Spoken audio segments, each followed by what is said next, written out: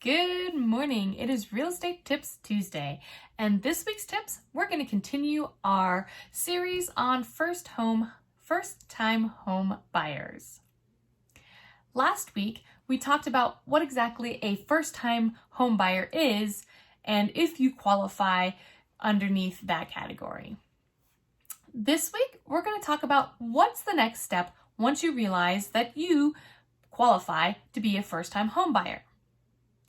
So, the first things you need to think about is how much money you qualify for a home.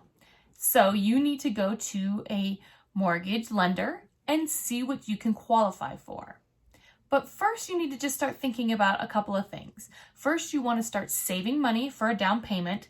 Just use 20% as a good indication, but at least 5%. So you're looking at a few $1,000s depending on what you can qualify for.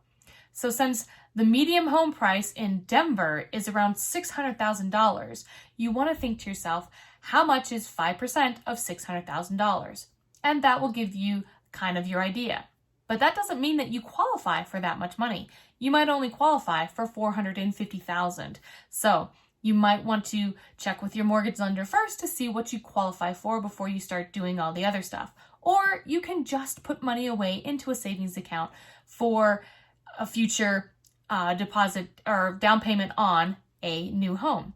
But there's a few things you need to think about. So you need to think about the closing costs, which vary depending on what type of loan that you get. Because if you're a first-time home buyer and you qualify for some of the other programs where they help you with closing costs, you won't have to worry too much about that. But you definitely want to look into closing costs. So saving money for closing costs, down payment, and escrow.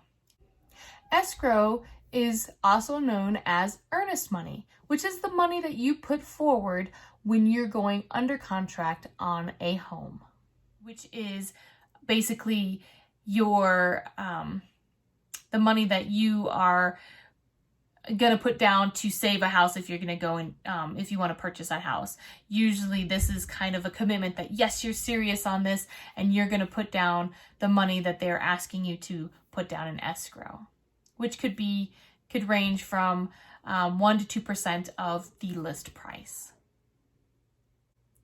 The second thing you want to start looking into is improving your credit score. So how do you improve your credit score? First, don't let anybody take out any kind of credit search on you. That dings your credit.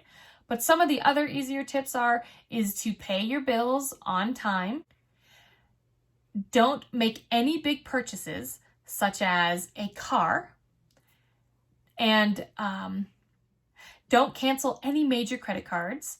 If you have a zero balance on it, that's okay, but don't cancel them.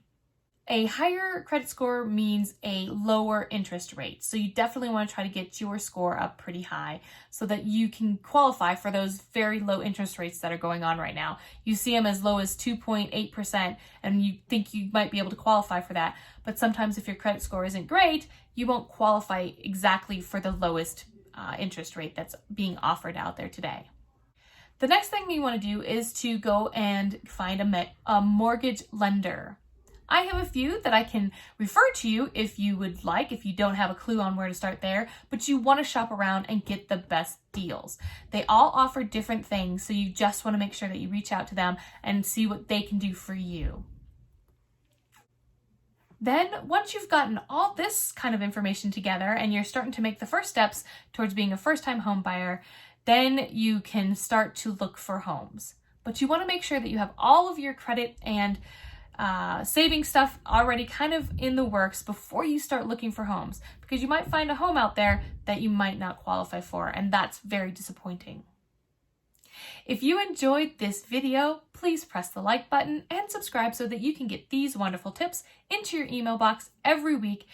And if you have any questions related to being a first-time home buyer or you need some references on mortgage lenders, please contact me through my social pages and I will get those out to you. And until next week, have a wonderful rest of the week.